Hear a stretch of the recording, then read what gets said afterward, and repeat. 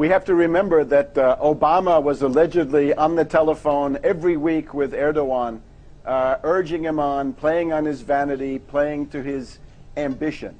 Now, the Turkish government for the last few years wanted to become a regional hegemon. They also had ideas about pan-Turkic spheres of influence. And at the beginning, this was not all bad. When they tried, for example, to mediate the nuclear dispute with Iran, joining with Brazil, to do that, that had some positive elements in it. But I would say after the fall of Egypt, after the fall of Mubarak, the Turkish government was conned into this idea of a new Ottoman Empire. And with the new Ottoman Empire, you go from 0 problems to dozens and dozens of serious problems. And as you point out, the most serious is the Kurds. Now, the PKK. Who is the PKK? Well, Seymour Hersh has informed us in recent years that the CIA supports the PKK. The CIA tries to use the PKK against Iran.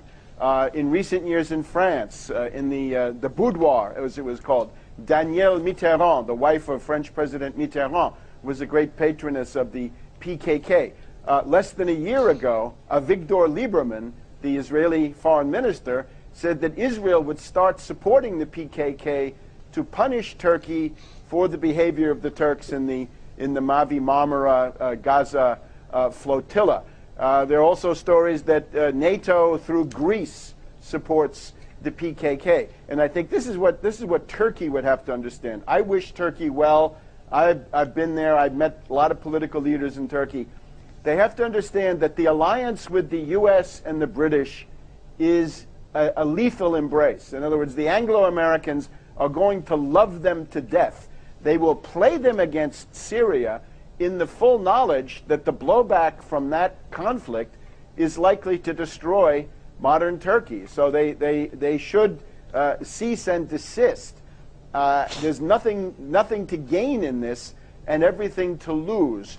And it has a lot to do, I'm afraid, with the psychology of Erdogan and Davutoglu, who have been essentially conned by Obama. And naturally, this question of Russia does loom very large. You know, in the 19th century, there was a Russo-Turkish war every 20 years. Now, in recent decades, there hasn't been a Russo-Turkish war, but you're getting into a geometry where you really don't want to go.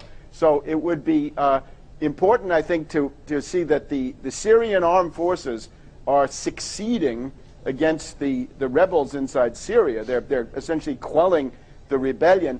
And at the same time, it looks like the center of gravity may well shift to Saudi Arabia and Qatar and these places where I think some kind of revolutionary action, an authentic revolutionary action, is actually coming forward. But right now, the Turks have turned over their entire southern region to the CIA. The CIA is running wild. The CIA rules the hotels of Iskandarun, filling them up with al-Qaeda terrorists. The CIA rules the Adana base there near Incirlik. So they've essentially invited in all of these terrorist elements, and the blowback will be severe.